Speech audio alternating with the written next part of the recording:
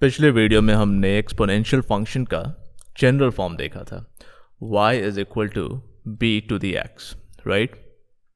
तो अभी हम एक ग्राफ प्लॉट कर लेते हैं y is equal to 2 to the x का।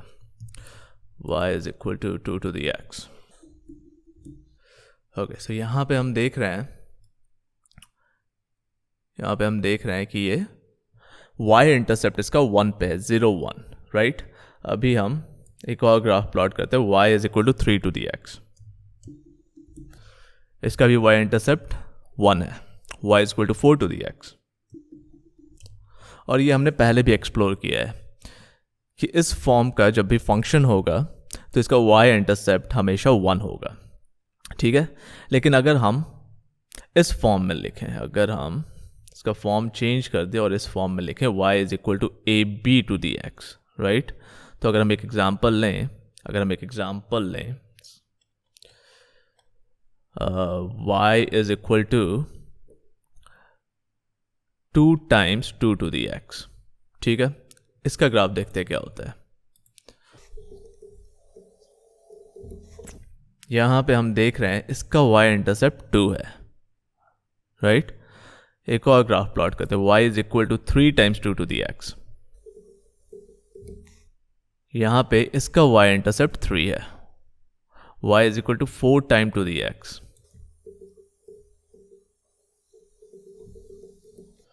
और यहां पे हम देख रहे हैं इसका y इंटरसेप्ट 4 पे है, राइट। तो हमें बहुत ही क्लियरली एक पैटर्न दिख रहा है, और वो पैटर्न क्या है, इस केस में y is equal to 2 to the x के केस में हम इसको लिख सकते हैं, अगर हम इसको y is equal to a b to the x के फॉर्म में लिखें तो हम इसको लिख सकते हैं y is equal to 1 times 2 to the x, right. इसको हम लिख सकते हैं y is equal to 3 to the x को y is equal to 1 times 3 to the x, right.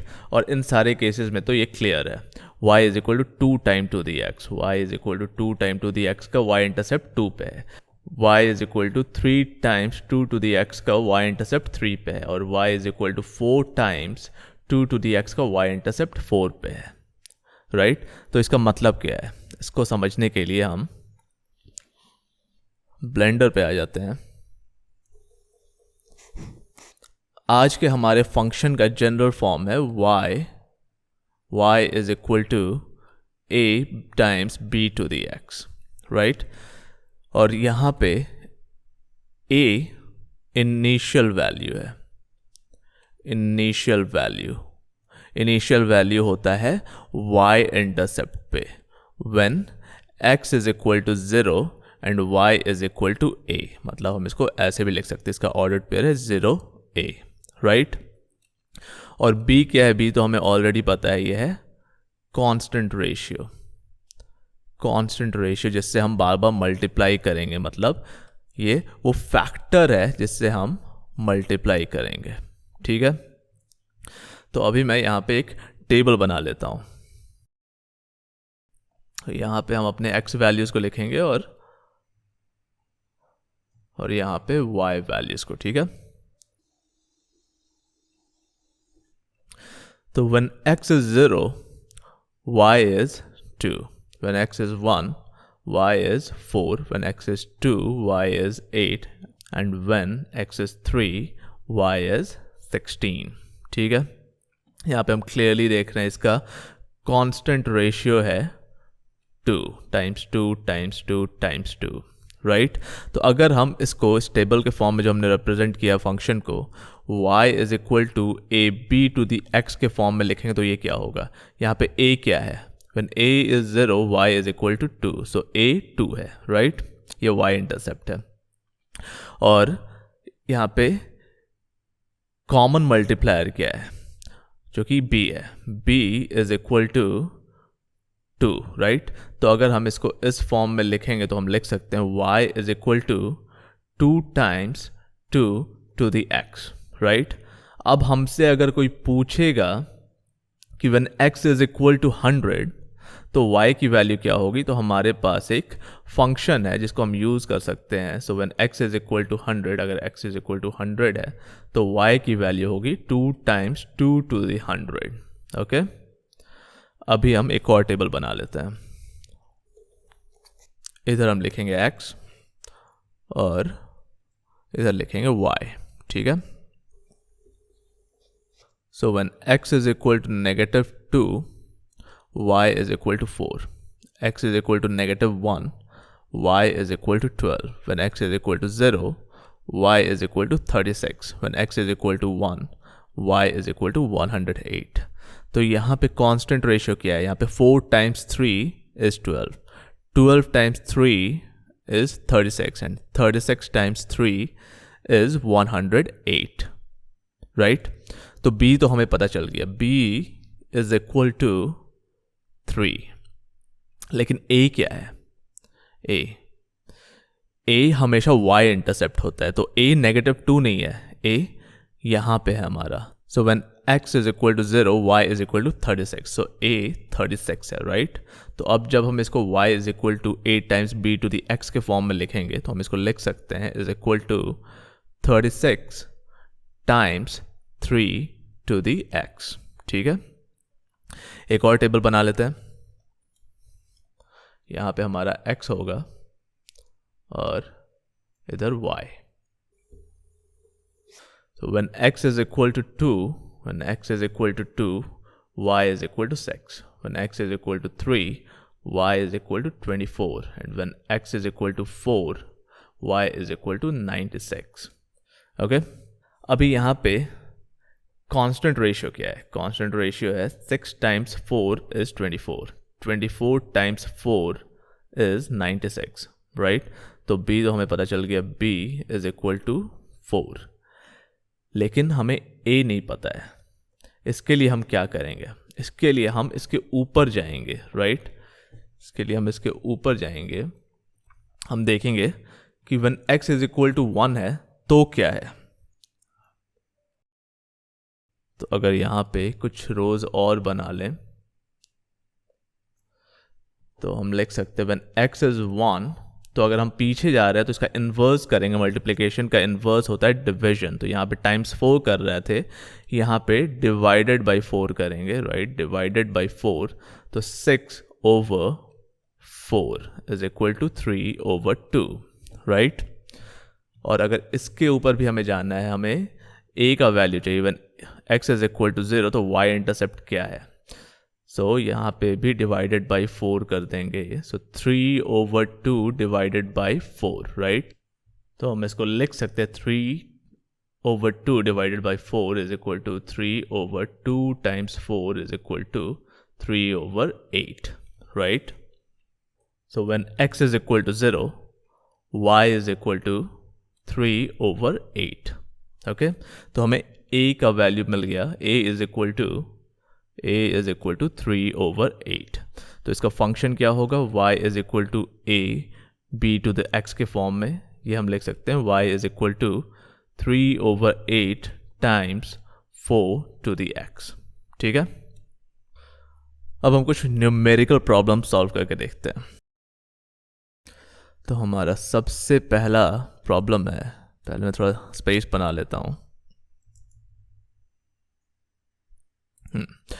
हमारा सबसे पहला प्रॉब्लम है, Gotham City, the home of Batman, has a population of 12,000 people, right? Has a population of 12,000 people. The population is growing at a rate of 1.8% each year. What is the population of the city going to be 10 years from now? ठीक है, तो यहाँ पे हमारे पास क्या क्या information है. पहला तो है कि इसका इनिशियल पॉपुलेशन है 12,000 पीपल. तो हम लिख सकते हैं a is equal to 12,000. Okay, उसके बाद हमसे कहा जा रहा है the population is growing at a rate of 1.8% each year. 1.8% each year मतलब अगर हम यहाँ पे लिखें, अगर ये a इज इक्वल टू 12,000, ये तो हमें पता है, तो a1 क्या होगा. अगर ये a0 है तो a1 क्या होगा. इसको हम लिख सकते हैं 12,000 प्लस 12,000 टाइम्स 1.8% ईच ईयर. तो 1.8% को हम लिख सकते हैं, 1.8% को 18 over 10 times 100, right?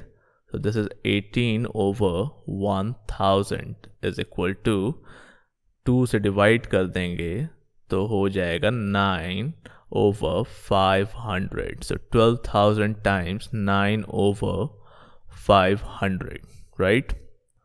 तो इसको हम फर्दर सिंप्लीफाई करेंगे तो इसको लिख सकते हैं 12,000 times 1 plus 9 over 500, right? A2 क्या होगा? A2 होगा 12,000 times 1 plus 9 over 500 times 1 plus 9 over 500. Okay? तो हम इसको लिख सकते हैं 12,000 times 1 plus 9 over 500 squared, right? उसी तरीके से अगर हम आगे बढ़ते चले जाएंगे तो हम इसको लिख सकते हैं A10 is equal to 12,000 times 1 plus 9 over 500 to the power 10. ठीक है, ये y is equal to AB to the x के फॉर्म में है, जहाँ पे A क्या है? A है 12,000, B क्या है? B है 1 plus 9 over 500 और x है 10. ओके, अभी अगला प्रॉब्लम सॉल्व कर लेते हैं. इस बार हमसे कहा जा रहा है the number of bacteria in a petri dish is multiplied by a factor of 5 every hour. There were initially 1500 bacteria. What is the total number of bacteria going to be after 7 hours? Okay? तो यहाँ पे A क्या है? A है 1500, right? Initially 1500 bacteria थे, तो हम लिख सकते हैं A is equal to 1500. Okay? हमें एक फैक्टर दिया गया है, मतलब हम लिख सकते हैं B is equal to 5. पिछले केस में क्या था? पिछले केस में हमें परसेंटेज दिया गया था कि इस परसेंट पे बढ़ रहा है, और फिर हमने इसको सिंप्लीफाई करके यहाँ पे ये हमारा फैक्टर आया था. ठीक है, यहाँ पे हमें फैक्टर डायरेक्ट दिया गया है, B is equal to 5 है. तो जब हम इसको y is equal to AB to the power x के फॉर्म में लिखेंगे तो ये क्या होगा? y is equal to A क्या है? 1500 बैक्टीरिया थे इनिशियली, फैक्टर क्या है? टाइम्स 5, और फिर हमसे क्या पूछा जा रहा है कि 7 घंटे के बाद कितने बैक्टीरिया होंगे, मतलब 1500 टाइम्स 5 to the 7. सो ये है हमारा आंसर.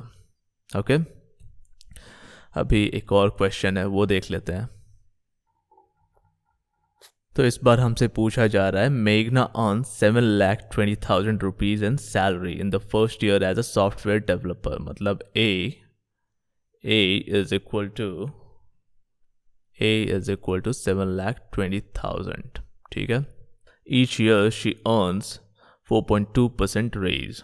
ठीक है, write a function that gives Meghna's salary as of T in rupees T years after she starts to work as a software developer. Okay, तो हम देखते हैं A1 क्या होगा. A0 तो ये था, सो A1 होगा 7,20,000 नेक्स्ट ईयर इसकी सैलरी होगी 7,20,000 टाइम्स 4.2% को हम लिख सकते हैं 42 over 1000, राइट? सो A1 है, A1 is equal to 7,20,000 को अगर हम कॉमन ले लें तो इसको लिख सकते हैं टाइम्स 1 प्लस 42 over 1000 को अगर सिंप्लीफाई कर ले तो इसको लिख सकते हैं 21 over 500, राइट? फिर A2 क्या होगा?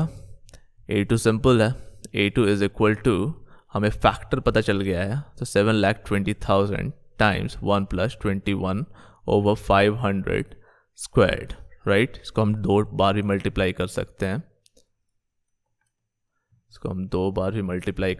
और लिख सकते हैं 1 प्लस 21 over 500. ठीक है, तो ये है हमारा फैक्टर। तो जब हम इसको लिखेंगे y is equal to a b to the x के फॉर्म में, a हमें पता है, a क्या है 7,20,000 टाइम्स b क्या है, b है 1 plus 21 over 500 to the power t, right, to the power t. So हमसे कहा गया था s of t निकालने के लिए, तो हम इसको लिख सकते हैं s of t is equal to 7,20,000 times 1 plus 21 over 500 to the power t. ये t के टर्म्स में है, ठीक है। तो उसकी सैलरी आफ्टर t years हम इस फंक्शन को यूज़ करके निकाल सकते हैं।